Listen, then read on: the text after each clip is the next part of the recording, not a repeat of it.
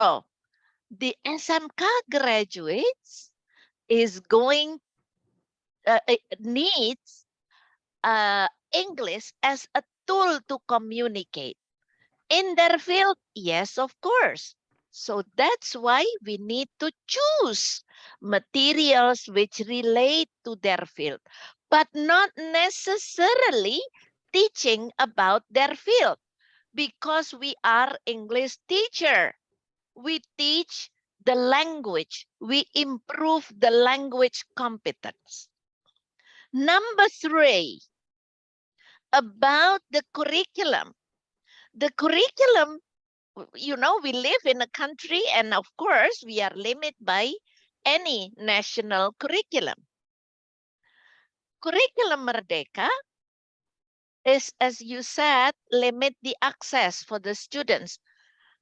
Well, I don't think so, because the limitation was changed in 2013 curriculum, where English is only given 2 sessions, which is 90 minutes a week. So this is what I mean by the important thing is the ability, the competence of the teachers in using English. Ya, Pak? All right. Any other comment? Any other question so far? Do you agree? My question is, do you agree that one or the most important thing for an English teacher is the skill to communicate in English? If you agree, please show your virtual reaction like what I show. Yes, Komang, Pak Nyoman. Yes, yes, yes. Masih banyak yang tidak ada fotonya dan tidak ada reaksinya. That's fine. Okay. So the most important thing is the quality of our English. I'm not asking that what is your level, how do you feel about your English, because that is our responsibility. Yes, Ibu Putu Eva, silakan.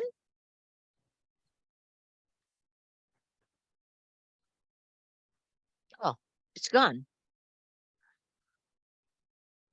Okay, good. Good. All right. Okay, I'm happy more faces now appear. Right. Okay, let me go on with the slides. Can you see my slides? Not yet. Not yet. Not yet. Not yet. Not Not yet. yet. Mom. Yes, yes. Yes, Still on yes. process, Ma'am. Okay.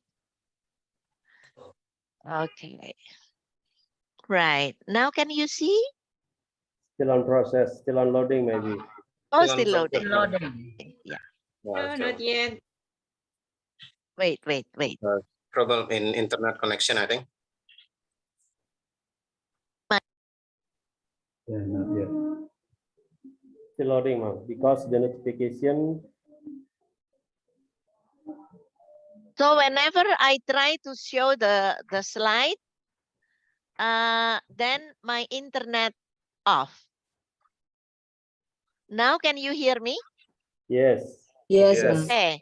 Yes, Okay. of course. So Yes. let me start my PowerPoint. Okay, can you see my PowerPoint now? Not yet. Yes. Oh, already. Yes, Yes, already, already. Ma'am. Okay, good. Yes. Good. So this is my first 3 questions to you. And the answer is the best support ever for our student is our English. Okay?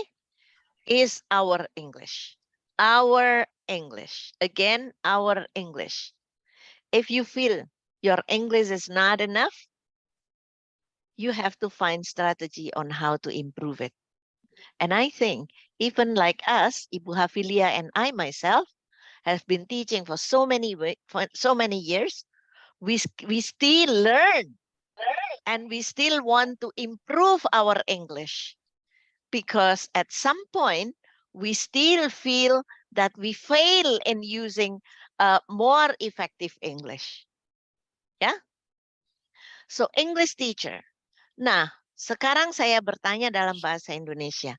Berapa persen peran kompetensi bahasa Inggris siswa dalam keberhasilan lulusan diterima di dunia kerja? Berapa persen, Bapak dan Ibu? Berapa persen? 75%. I think more than 75%, more than 75%. Okay, at least 75%. I trust you because there are so many SMK graduates who are not really, cognitively is not very, very high. The score of other subjects are not very high, but his English or her English is good, then most likely he is or she is accepted in the work. Karena apa? Skill yang dikuasai anak SMK pasti masih akan di brush up di company. Tapi kalau dia bisa communicate, itu yang jauh lebih diutamakan. Ya. Kenapa? Karena saya menjadi saksi dari apa yang dikerjakan oleh suami saya sebagai seorang psikolog di perusahaan dan anak saya yang juga sebagai psikolog di perusahaan yang menyatakan bahwa mereka tidak keberatan anak SMK yang tidak mempunyai nilai yang tinggi, tetapi kalau diajak berkomunikasi dalam bahasa Inggris, nangkep gitu ya. Belum tentu bisa menjawab dengan sempurna, tetapi menangkap makna apa yang disampaikan oleh orang lain. Dan itu menentukan bahkan pada proses wawancara awal. Bayangkan saya pernah minta anak saya untuk merekam proses wawancaranya dengan anak SMK yang dari 100 orang hanya diterima 6. Dan 100 itu sudah lolos administrasi. Dan 6 itu kenapa? Karena ketika diajak berbahasa Inggris, dia nangkep. Yes, this is, tapi nangkep dia makna orang yang menyampaikan. Dan dia mengatakan bahwa saya sering mencoba kemampuan bahasa Inggris saya dengan nonton film tanpa subtitle dan sebagainya dan sebagainya. Itu tok loh yang dibutuhkan. Kalau lulusan SMK itu nggak disuruh ceramah, nggak disuruh presentasi dalam bahasa Inggris. Yang penting dia nyahok, dia ngeh, dia paham ketika orang lain ngomong, bisa merespon dengan sedikit terbata-bata, tetapi mampu merespon dan tahu menghubungkan antara stimulus dan respon dia itu nyambung, itu tuh sudah menjadi bekal buat anak SMK. Jadi kalau mau diarahkan mengajar kontekstual, mengajar di bidangnya 100%, belum waktunya menurut saya. Karena bahasanya, kompetensi bahasanya saja belum ketangkep berbahasa itu seperti apa. Yes? Nah, after the abolishment of national exam, how can students and parents see the success indicator of the English lesson? Is their competence. Kompetensi mereka. Kita nggak bisa melihat dari angka. Karena angka ujian nasional juga angka yang tidak bisa diyakini sebagai angka kompetensi, tetapi dia sebagai angka dari nilai ujian. Oke? Nah, how can we measure the English competence of our students? And what can be the proof? Karena apa? Kalau sudah di kelas itu hanya guru dan Tuhan yang tahu. Nah, perkara nanti nilainya seperti apa, itu juga tergantung gurunya. Tergantung gurunya bagaimana menilai, bagaimana. Padahal kalau untuk skill berbahasa, sebenarnya akan bisa diuji oleh semua orang seantero dunia. Kenapa? Karena begitu kita memberi angka 9 kepada dia, maka orang yang berhadapan dengan anak ini, lulusan ini, berharap ketika dia ditanya, dia bisa menjawab sesuai dengan levelnya. Pastinya juga harapan semua orang seantero dunia ini, kalau lulusan SMK, menjawabnya ya sebatas kontekstual, nyambung dengan pertanyaannya, dia bisa elaborasi sedikit, itu yang diharapkan. Dan ini bisa diuji oleh semua orang di seantero dunia, ya kan? Karena apa? Karena skill. Kalau saya bilang saya bisa mengendarai mobil dengan baik, ya orang akan percaya ketika saya sudah pegang setir, saya di depan setir dan betul-betul saya jalan dengan skillful, di jalan yang ramai pun saya bisa kendalikan dan sebagainya. And that's what English lesson is about. The proof on the students. Nah, ini memang sesudah tidak ada ujian nasional, kita memang tampil telanjang. Dalam artian kita nggak bisa bersembunyi di balik angka-angka ujian nasional, ya. Nah, ketika kita bicara kurikulum diperbaharui, ditingkatkan, diperbaiki, sekarang disebut dengan kurikulum merdeka, saya bertanya, menurut Anda challenges atau opportunities? Please write on the chat box, challenges or opportunities? Both. Okay, that's fair. It's challenging and yes. Changes is always challenging. Changes is always challenging. And then we see the opportunities among the challenges. Yes? And Pak Madewi Rama say, I am between of them. Yes? So we got a challenge. And why we got a challenge? Because the outside world, the world outside the school, also presenting us challenges. Life is getting more challenging now. Yes, and of course, Kurikulum Merdeka is meant to help our students to face the challenges outside the school. Yes? Okay. So, the question is, how do you manage to achieve KI and KD in K13? And what supports you to achieve those KI and KD? We are not going to talk about this, but this is a reflective question for you. Is it challenging to achieve the KI and KD? Do you feel you are being limited by the KI and KD? Of course, there are many things.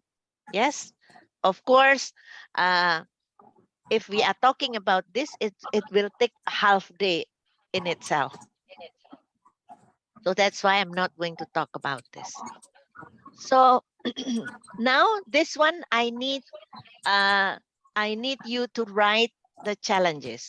What are and might be the challenges of Kurikulum Merdeka? This one I want to see.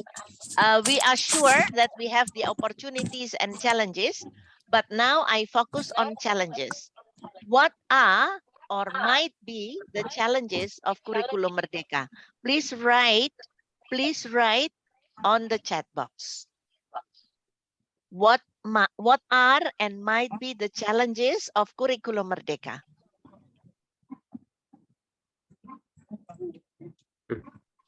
What are please write in the chat box.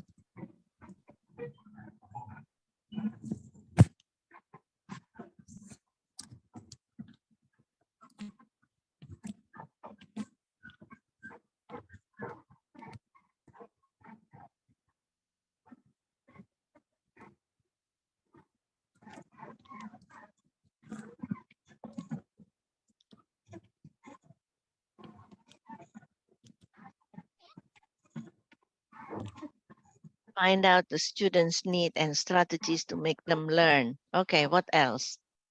Preparing for the differentiated materials. Okay. Wow. Okay.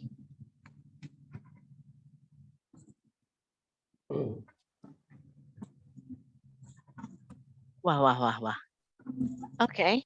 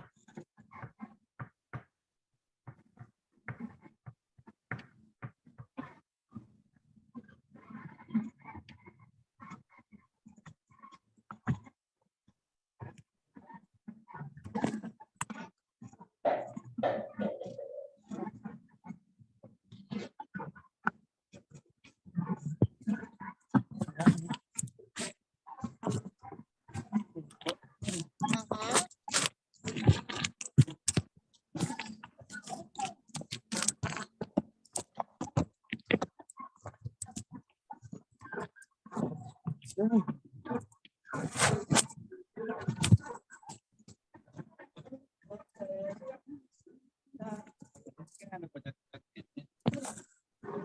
Wow.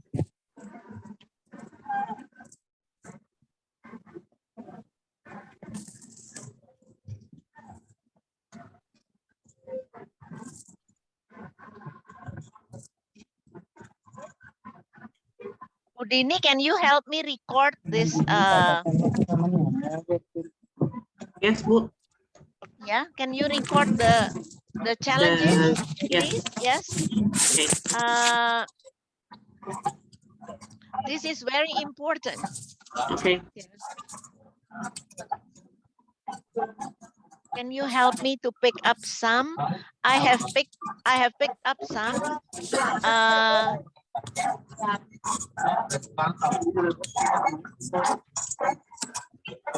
Bu, I will.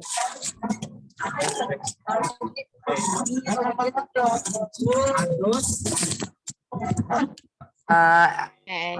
Can you please Host, mute host. your? Ya, Yeah, silakan I di-mute it. think we need the host to mute the ones who are Yes. now. Tolong di mute, Alicia. Sudah, Ibu. Saya sudah. Din, tolong direkam semua challenges-nya ya. Iya, Bu. Yeah. I'm copying all the responses challenges. on the chat Yes. box. Yes. Okay. So this is very good. This is very good to find out the challenges that you might find, and let's talk about it. I pick up some of them, and I think it's worth to discuss some of them. Okay, can you see my screen now? On the Process. process. Loading, Bu.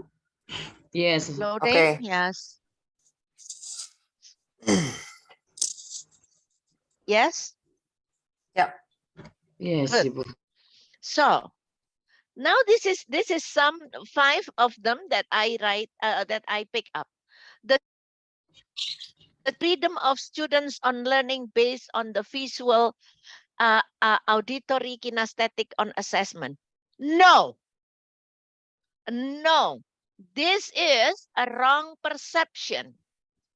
There is no freedom of students on learning based on their visual, auditory, kinesthetic on assessment. No. Okay, so this is I need to apa ya? Saya ingin meluruskan ini bahwa kalau tantangannya adalah freedom, belajar on their learning style, this is not. Students are not supposed to study on their learning styles. It is for the teachers to find out not only learning styles, but also cognitive background, behavior, etc., etc. Not only learning styles. And then preparing the challenges is preparing differentiated materials. No, it's not differentiated materials that matters. It's not the materials, it's not the differentiated materials. No, differentiated instruction. Okay? Okay, I hope everyone get this point. And then one of the challenges is that the government do not give offline training. Hello, ladies and gentlemen. The offline training, can you imagine if one government need to do all over Indonesia, when will it finish? Ya, kurikulum K13, saya yakin masih banyak wilayah Indonesia, bahkan sudah hampir 10 tahun, belum mendapat pernah pelatihan offline. Dan pada saat ini, karena platform sudah menjadi teman, inilah namanya disrupsi teknologi. Disrupsi itu tidak negatif. Disrupsi itu seharusnya mempermudah. So this platform, learning platform, should be the way we help ourselves, the way the government help teachers.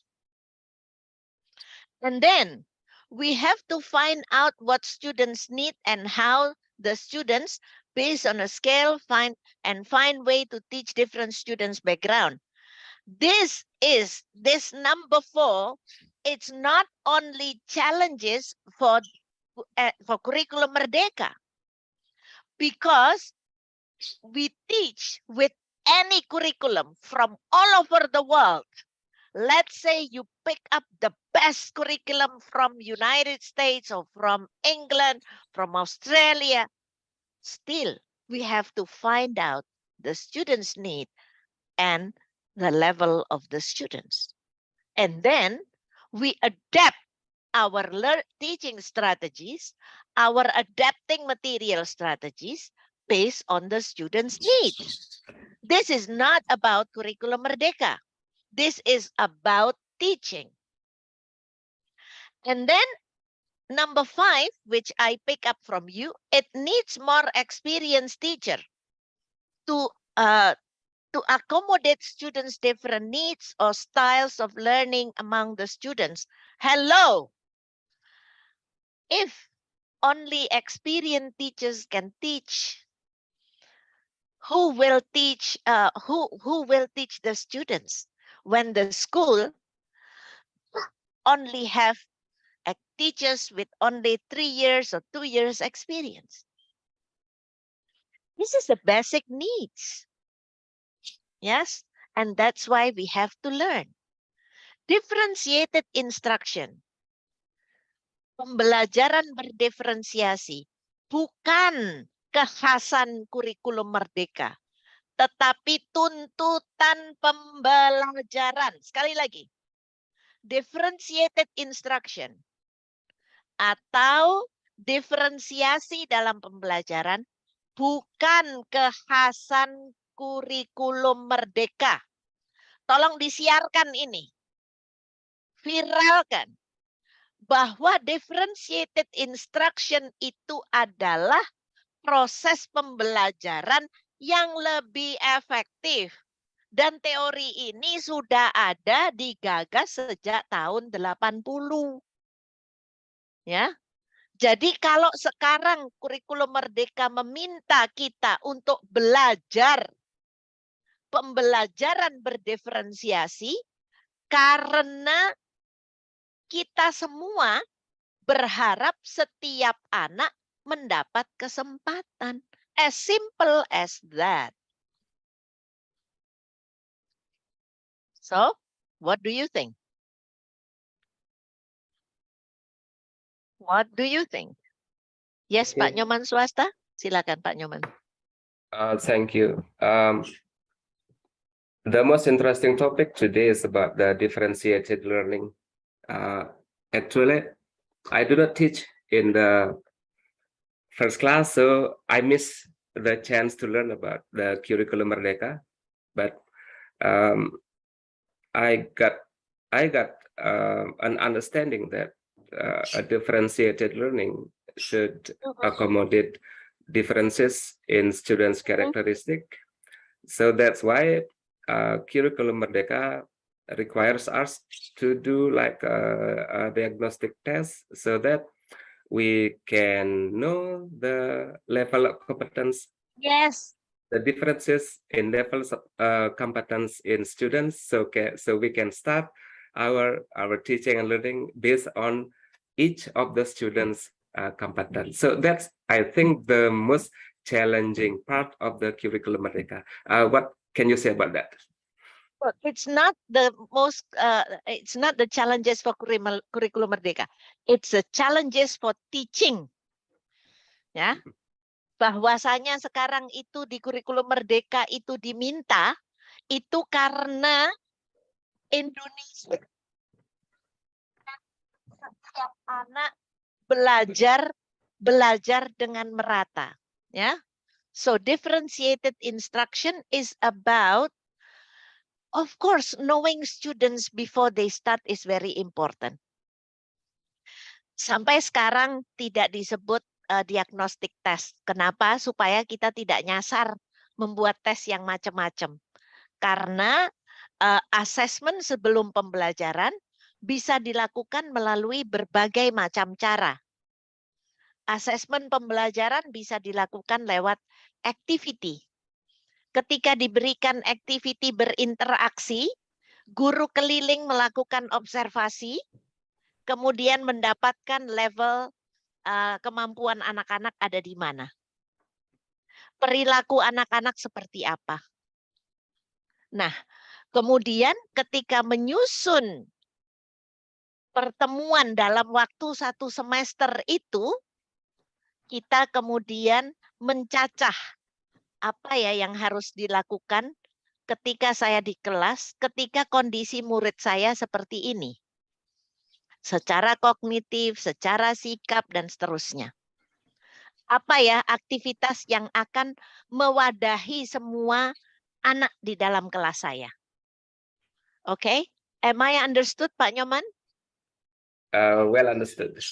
Oke, nah setelah itu ketika kita membagi dalam proses pembelajaran dalam 1 RPP 90 menit, kemudian kita tentukan tujuan yang akan saya capai apa. Bukan materi yang akan diajarkan, but the objective. Nah, setelah itu, ketika itu tujuannya, then how I will achieve the objective. Ini keahliannya Bu Hafilia. How do we achieve the objective in the class? That's what important. Not how I finish materials. Karena objektif itu bisa dicapai melalui materials and delivery. Delivery dalam hal ini termasuk aktivitas apa yang akan kami lakukan. Nah, disitulah kita melakukan diferensiasi. Oke, ini tujuan dari 90 menit saya ini. Supaya semua anak bisa mencapai ini, Padahal di kelas ada yang kayaknya kurang, ada yang sangat tinggi. Bocor, Bu Eva, bocor. Ibu Eva, Ibu Eva, Ibu Eva, are you there? Udah kalau yang nggak ada orangnya pakai bocor gitu langsung di leave aja, di remove aja. Saya hanya ingin dengan orang-orang yang niat belajar. Ya. Kalau yang hanya ada namanya di leave aja udah. Tanyakan di chat bersedia ikut atau tidak. Kalau tidak di remove aja. This is the time for us to be strict. Okay, best strict, ma'am. Yes, we have to be strict.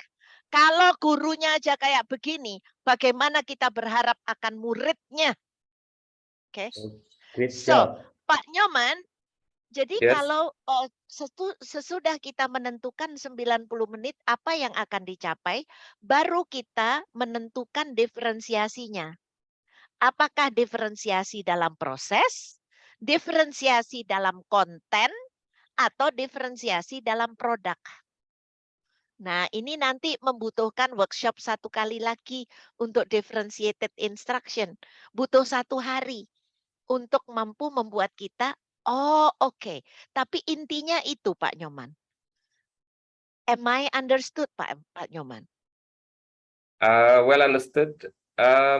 Ini, I think about the differentiated instruction itu, our common understanding in schools and also among the supervisors, among the headmasters are about knowing the different characteristic of each of our students. And now we have a new understanding that it is not about the differentiated learning. It is It's all not a about learning style. differentiated instructions. Yes. And I hope we among the members of the MGMP Bahasa Inggris can arrange a schedule for next session or next workshop, which focuses on a differentiated instruction. And I hope that Bu Ica and Bu Halifia and everyone from ITC can spend their time to share the knowledge about the differentiated instruction. Thank you. Hopefully so. Yes.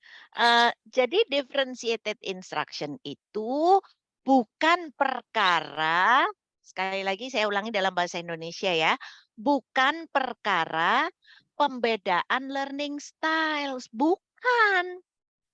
Nah, kalau anak-anak nanti belajarnya dibedakan dengan learning styles, nanti kalau di luar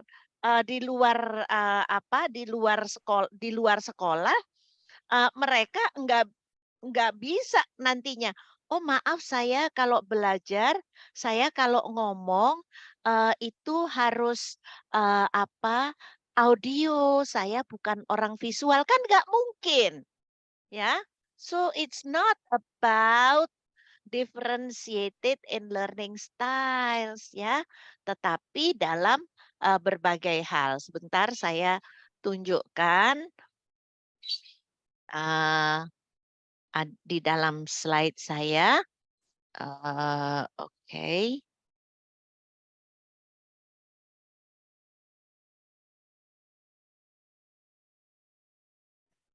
Ma'am, can I share a little comment? Yes, please. Okay, ma'am. While waiting. Okay. I think it's same as Mr. Nyoman Swasto because also I teach in 10th grades about differentiated instruction and also in CGP. The concept of our lecture in CGP is really different from ma'am, yeah, because in fact, I mean in school, the meaning of differentiated instruction is learning style. So it's very hard for me. Yes. And that's because, wrong.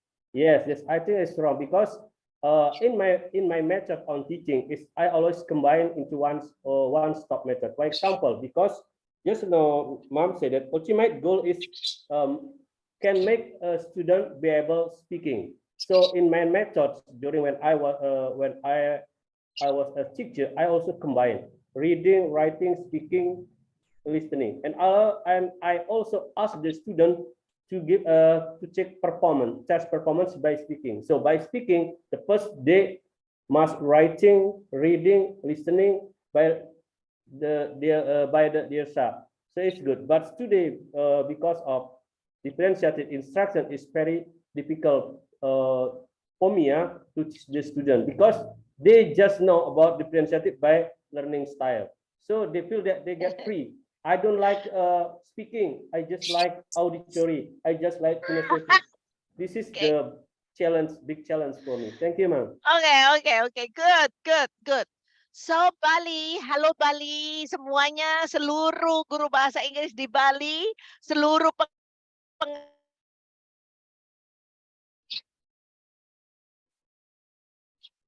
There is problem, ma'am. Are we losing Icha again? Okay. While we are waiting for Icha to come back, okay, I would like to remind everybody, ya, sekarang Kemendikbudristek itu mempunyai website yang sangat luar biasa informatif. Platform ya, ma'am. Ya, oke Pak. Jadi tadi yang dipertanyakan, alright, atau diperdebatkan mengenai apa sih pembelajaran berdiferensiasi itu seperti apa. Oke, please check Kemendikbudristek website. Bapak silahkan saja, coba aja Bapak, sekarang kan we have the internet. Ya, since I am also doing a lot of workshops sekarang untuk guru-guru generation alpha. You are teaching generation Z, right? Nah, si generation alpha nanti, anak-anak yang lahir COVID, pada saat COVID, they are predicted to be one of the most educated people in the century. Kenapa? Karena dia punya akses ke internet. Kami berharap bahwa Bapak dan Ibu juga menggunakan resources yang sudah disediakan oleh Kemendikbudristek. Mengenai tadi diferensiasi itu seperti apa sih? Differentiated instruction itu seperti apa? Apakah materinya yang berbeda-beda? Ya. Apakah hanya sekedar learning style? Pak, dari zaman dulu juga saya mulai ngajar tahun 84, Pak. For your information. I know already about learning style. Learning style itu udah dibawa sama kita di kelas. Kok jadi tiba-tiba baru muncul sekarang gitu loh, kemana aja? 30 tahun loh. It's already there. Tanya Bu Ica deh. Ya, Bu Hafil, am I heard? Ya, now sekarang you're heard. I just fill in. Tadi Ica, while we're waiting for you to remind everybody, ya, bahwa please cross-check. Itu semua ada on the Kemendikbudristek, ada guru berbagi, who has done research, who has done implementation on differentiated instruction. Oke? Saya hanya mengingatkan itu Bu Ica. Thank you. Okay. Go ahead, Bu. Okay. Just before we have our break, ini loh, differentiated instruction itu is important because students might be different in cognitive ability. Learning style is one of them. Socioeconomic and family factors, readiness, culture, how students value learning, learning pace, gender influence, confidence in learning. Ini semua menjadi pertimbangan dalam kita menentukan apakah kita mau diferensiasi dalam materi, diferensiasi dalam proses, atau diferensiasi dalam produk. Oke? Yes. Jadi bagus tadi Pak Nyoman mengangkat ini. Jadi ini bukan miliknya kurikulum merdeka ya Pak Nyoman. Miliknya pembelajaran. Itu loh, saya sama Bu Afilia tuh sudah puluhan tahun ya. Sudah berdekade-dekade mengajar. Dan ini tuh sudah sudah kami gunakan sejak zaman itu, bahwa menentukan anak-anak di level mana, kemudian cara belajarnya gimana dan seterusnya, itu sudah kita pelajari sejak itu. Karena memang itu untuk pembelajaran, bukan untuk kurikulum merdeka. Okay, I think we deserve a break. Ya, Bu Hafil? Yes, Dini. Ya. Din? Oke, Bu. Oke. Yeah. Alright. Saya bisa share dulu, Ica, if you can take a break. Ibu Yes, mungkin Ibu I harus. can take a break. I have to do the pidato for a Yeah, while. go ahead, Yeah. go ahead. Yes, okay. Yes, I will fill in, okay, Ce? Okay, yeah. okay. Aku log off sebentar ya. Yeah, okay. Okay, I think the timing is for until 10 o'clock, am I correct? Yes, Bu. Ini, yeah, okay. Yeah, okay, thank you very much, Bapak Ibu. First of all, I would like to thank you for your participation, ya, interaction. Beberapa di Bapak Ibu sekalian sudah berpartisipasi, berinteraksi dengan kita, entah melalui unmuting yourself or interacting with us through the chat box. I know that it takes time. Nah, saya sedikit mengingatkan, tadi ada diskusi-diskusi, and because I am following, alright, I am just reminding. Tadi ada nih di sini yang gimana sih kita tahu anak kita, tadi ada urusan diagnostic test lah, we have to know our students, gitu kan. Tadi elemen diferensiasi sudah dijelaskan sama Bu Ica tadi ya. Bu Ica udah cukup baik hati tuh mengeluarkan PPT-nya. Kalau saya sama guru-guru baru, biasanya saya minta mereka cari. I'm not going to do the learning for you. You do the learning. Sama, kepada anak-anak juga begitu. Yang belajar kalian, Nak, bukan saya. Saya hanya bisa point out, find the resources. Resources dapat dari mana? Cari. Itulah esensi dari pembelajaran mandiri. Dan itulah juga salah satu esensi dari kurikulum merdeka. Kita harus membuat anak-anak kita itu mandiri. Kenapa? We will not know what they need in the future. Kita bahkan nggak tahu nanti pekerjaan mereka itu apa.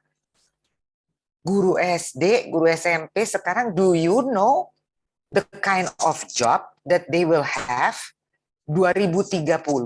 Kita aja nggak tahu 2035 nanti what are they going to do dengan perkembangan teknologi yang begitu pesat. Okay, the future becomes unpredictable. What does it mean? It means that our students need to keep up with knowledge on their own.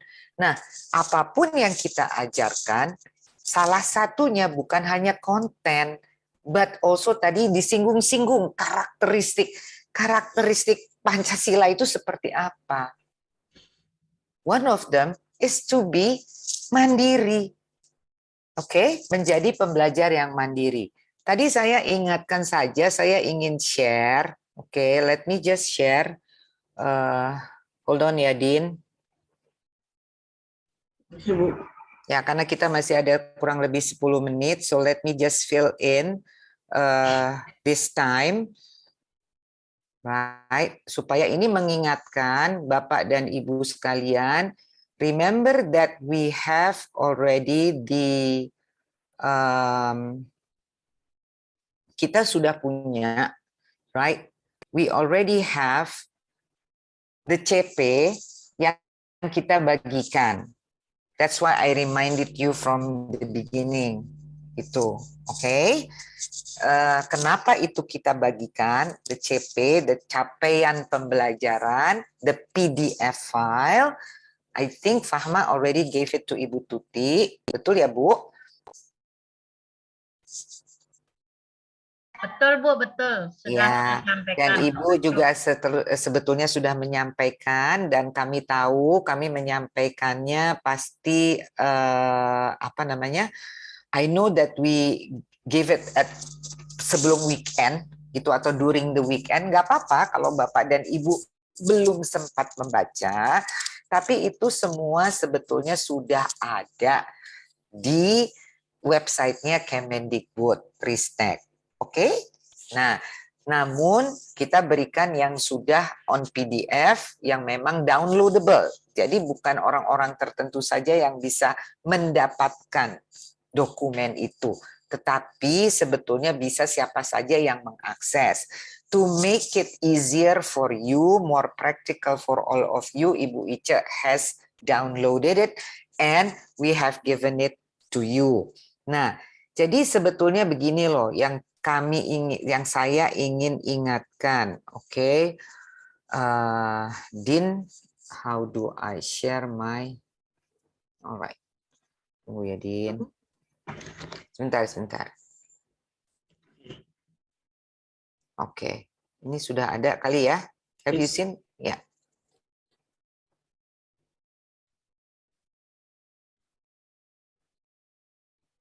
Oke, ini tadi ada pertanyaan, kita tahu bagaimana kita harus mengetahui anak-anak kita.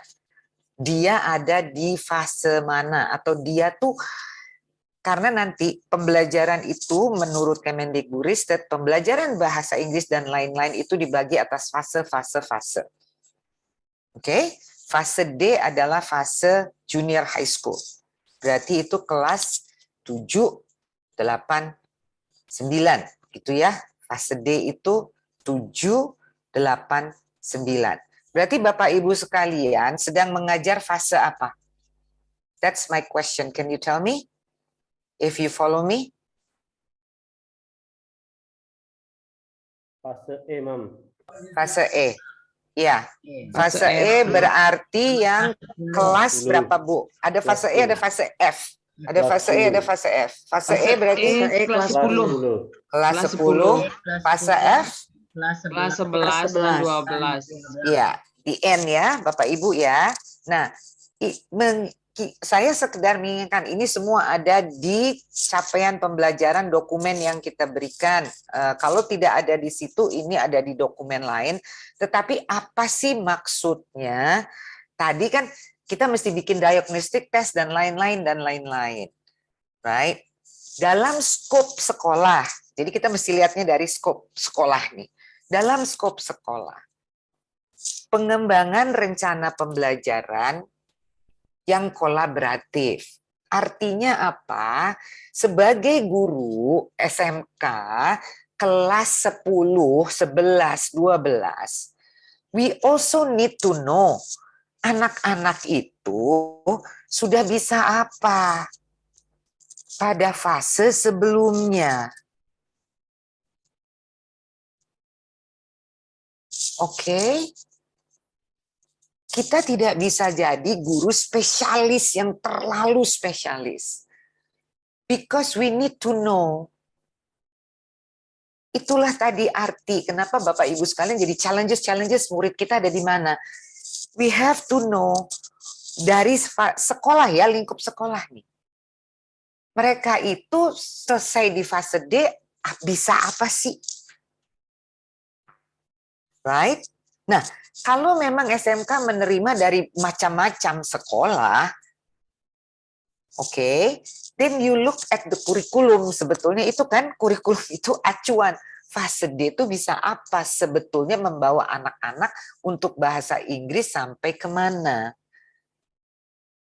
Nah, diferensiasi terjadi karena tidak semua sekolah menghasilkan manusia-manusia robot yang semua punya kemampuan sama. Memang kita mau membuat orang-orang standar, we cannot, because we are human beings. Pasti akan berbeda, perbedaan itu pasti ada. Tapi ada benang merah, mereka paling tidak sudah bisa apa. Oke, oleh karena itu, marilah sebagai guru-guru SMK atau ada kepala sekolah di sini, please, lihatlah anak-anak kelas 9 itu selesai, what can they do in their English? Oke, nah Ini kan bicara 7, 8, 9. Sama sebetulnya, ini kan contoh. Kita bicara sekarang yang 10, 11, 12. Guru kelas 12 harus tahu juga toh. Itu ngapain aja anak-anak bahasa Inggrisnya waktu di kelas 10.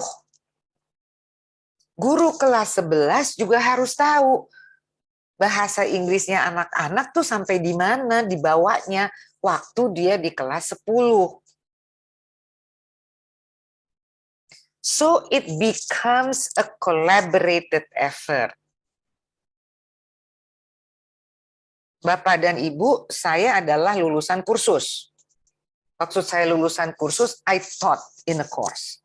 Mungkin Bapak Ibu bilang enak ya kalau kursus kan udah dibagi-bagi kompetensinya. Walaupun mereka di satu kelas tetap ada range. Walaupun mereka dikatakan basic, semuanya di basic 1, tetap ada range. Dan tetap terjadi diferensiasi itu. Oke, ujung-ujungnya nanti how to teach for mixed ability class.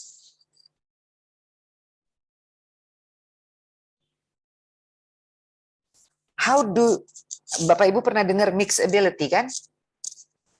Have you heard of that? Yes or no? Mixed ability. Not yet. Belum pernah dengar, Pak.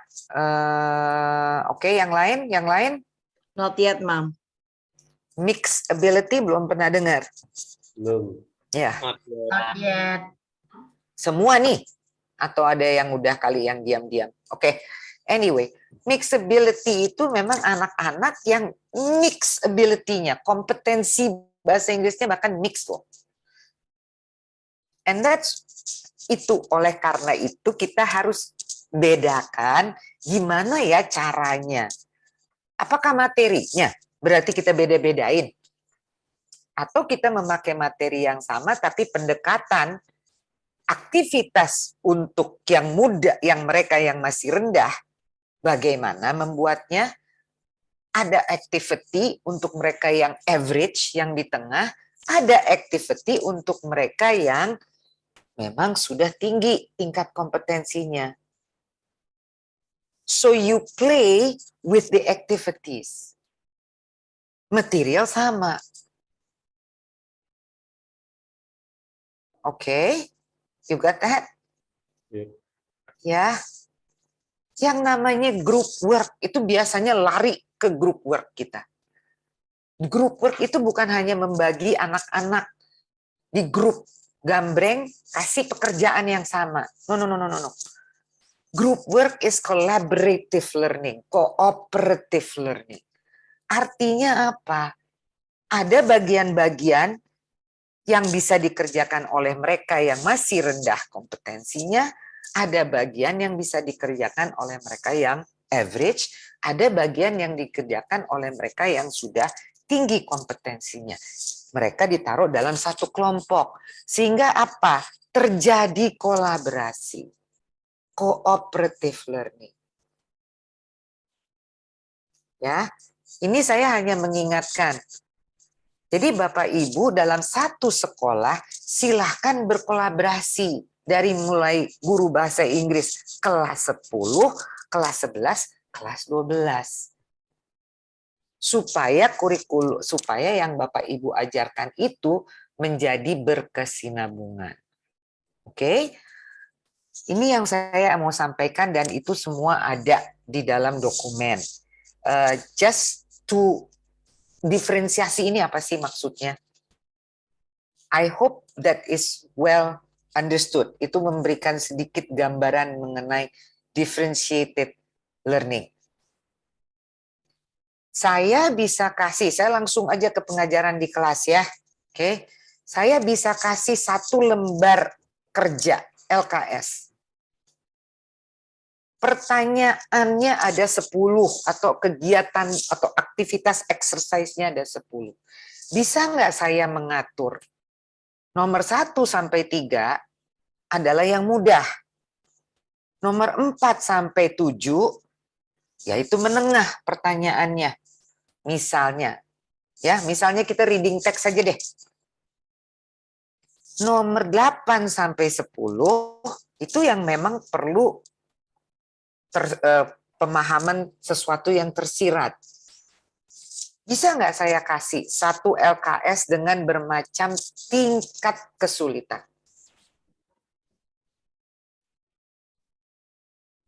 Jawabnya yes or no or nggak tahu. Can I have some comment from you? What do you think? Pak Sudar Mika ya? Pak Yes, Komang that's Sudar good. Mika. Yes. Is it possible, Pak, to do that? Yeah, is it possible because we can assess the student's ability about the reading passage or reading text for the student, for each student is meant. Okay. And if we don't just assess, itu Bapak tadi dan Bapak-Bapak Ibu sekalian, itu tadi yang saya bilang terjadilah cooperative learning ya Pak. If you put Bapak 4 orang di dalam satu tim. Oke? 4 orang di dalam satu tim. Nah, Bapak udah tahu nih, di tim ini terjadi heterogen. Grup ini heterogen. You put yang memang masih rendah, tengah, dan atas kemampuannya. Alright? You will say to them, saya kasih ke Anda anak-anak 30 detik ngerjain itu. Tetapi kamu tidak harus mengerjakan satu orang mengerjakan 1 sampai 10. Kalian bagi di dalam grup kalian sendiri.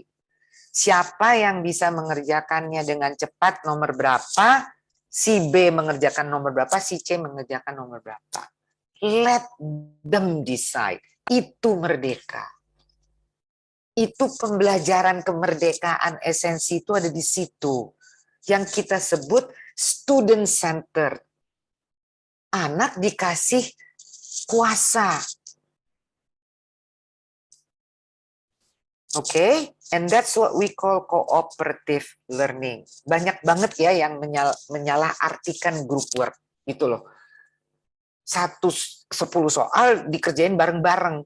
Ya udah pastilah yang pinter ngerjain semua. Yang nggak tahu apa-apa ya nunggu. That you cannot do that. Time, kasih time limit. And let them select which one is easier for them. They will work together. They learn together. Okay? I hope saya hanya kasih ini sekarang waktu, saya hanya mengisi tadi waktu untuk hal-hal yang bersifat sangat teknis di lapangan. Oke, mengenai diferensiasi. Itu adalah salah satu contohnya. Tetapi Bapak Ibu, silakan yang berada dalam satu sekolah, you have to work together. Mengetahui tadi anak sampai di mana awalnya, you can work together with teachers from the different grades ya. Jadi 10, 11, 12 silakan berkolaborasi. So you will know your students better. Oke, itu dari saya and I think you are now going to take a break, right? So we are on schedule. I know that you you badly need coffee or whatever, gitu ya. Kalau di online kita tidak bisa bagi-bagi kopi memang. So you take your own coffee and Alicia, what time will we get back? Untuk short breaknya 15 menit ya Bu. Jadi nanti kita ini 10 lebih 1 menit sih. Apa mau kembali lagi 10 lewat 15 Let's give 20 minutes lah. Kasih 20 menit ya. Oke. Ya, oke. Thank you everyone. Have a good coffee break. So we should leave the meet. Kita kembali lagi pukul 10.20 ya Pak. Nggak usah leave Pak. Iya, nggak usah leave. Off aja. Stay on, oke. Oke, Ma'am, thank you. Kamera aja. I let the camera on. Aduh. Ya.